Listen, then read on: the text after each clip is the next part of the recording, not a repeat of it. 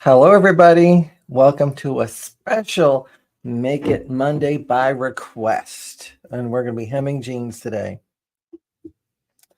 Hi, I'm Jim with Amy Sews, and today is a special Make It Monday because it was requested by viewers like yourself as to a technique, and it was how to hem blue jeans and to make them not look like they were hemmed, because quite often we can easily just go and measure up the length we need and cut it off and then fold it up and top stitch it.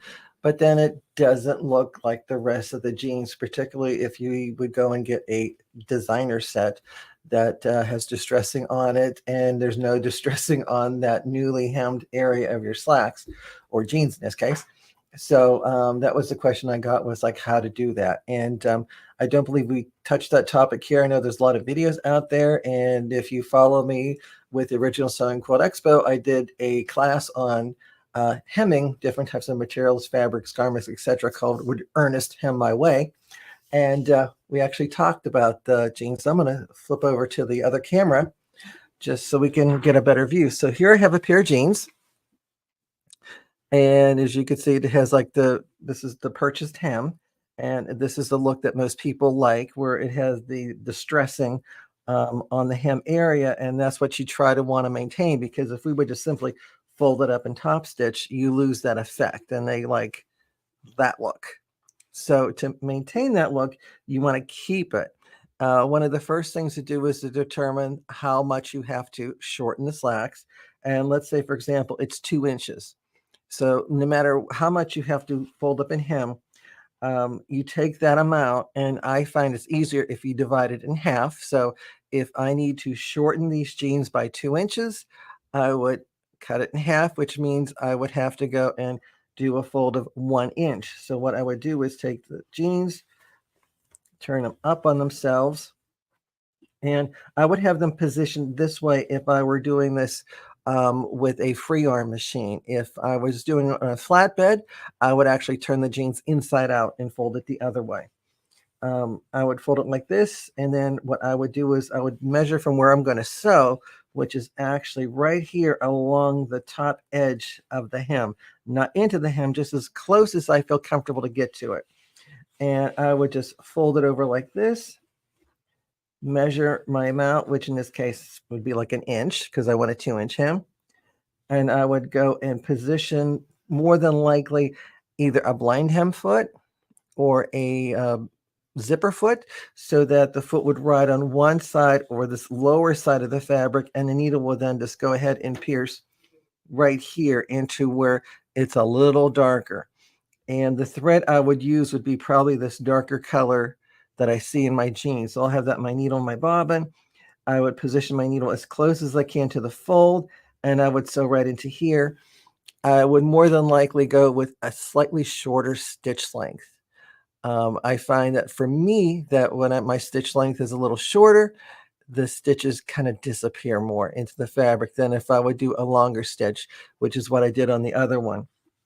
One thing too, you may want to like pin it or clip it securely so it doesn't move on you.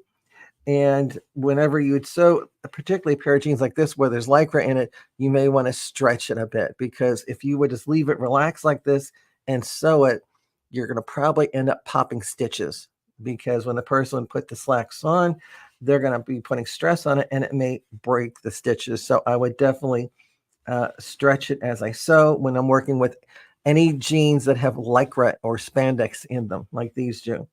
And again, I would sew right along here. When I get to that tricky part where the side seam is, I'm going to sew as close as I can to it, and till I feel any resistance or maybe difficulty with my machine, and I'll just either skip over it or maybe come back and do a hand couple stitches in there, because I don't want to run the chance of breaking a needle or causing the needle to deflect, which would then possibly jam into the bobbin area. Maybe could put a burr in the shuttle or the race area of my machine. So I don't want to cause any harm to my machine either.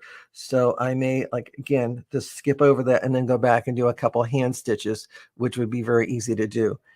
And needle size, I would go with the size appropriate for the fabric. So if I was doing a pair of jeans, I would use a jeans needle. and just work my way around doing that.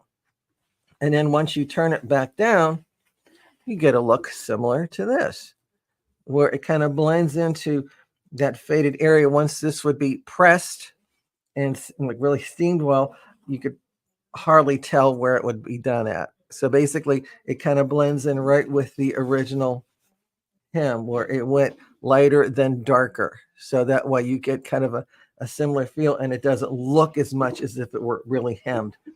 Now, the one issue too would be the extra fabric inside. You got a couple possibilities with that.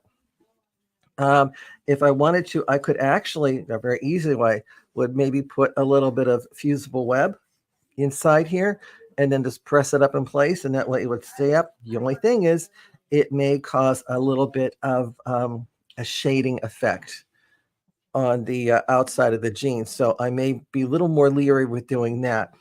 A couple hand tacks going to be fine. If you're doing more than, I would say, an inch, where you're getting into possibility of it folding down and showing on the right side, you may want to go ahead and trim and grade the seam allowances, and then use your preferred method of tacking them in place, whether it's going to be a blind hem or, again, maybe like a lightweight fusible web, just to hold the extra seam allowance in position so that it gives a nice clean look to the outside of your garment, and they're not hanging out of the jean leg itself, and also not adding extra bulk, because especially if you're wearing boots with that, if you have that extra fullness of a hem allowance in there, it might be a little uncomfortable to wear and may not drape well. So hopefully that gives you some suggestions as to how to go and hem your blue jeans so you don't have the hemmed look.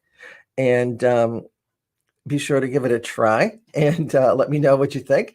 And also, if you have a suggestion for what you would like to see on Make It Monday, if you're working on a project or just have an impasse in your sewing and you need a solution, feel free to email us at support@amysews.com, and in the subject line, put "Attention Jim" or "Attention Amy," who currently is still away on a cruise. Lucky girl.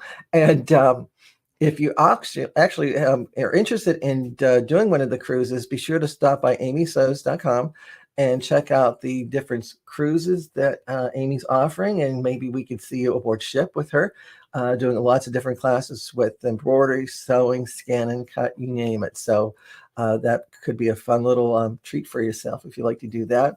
Also, while you're there, check out our subscriptions. We have several going on. We have like the Tea Towel subscription in the back of me with Sharon, where you can see the peacock and that lovely pineapple tea towel. That's a monthly subscription. There's also our Serger box and our Scan and Cut box, which are bi-monthly subscriptions. You can sign up anytime to do the class. However, if you do want to do the box and the class, those have limited attendees, so you may want to have to get on a waiting list for that one. So either way, be sure to sign up if you're interested. And if you happen to be in the Harmony, Pennsylvania area, be sure to stop by at our retail shop at Amy Bachman Sewing Quilt here in lovely Harmony, Pennsylvania. We'd love to see it, just right off the turnpike. And if you like the content of the class we have today, be sure to follow me on, because I do teach for the Original Sewing Quilt Expo, and I believe their schedules are going up as we speak. So be sure to find out where I'll be teaching it and what classes we have to offer.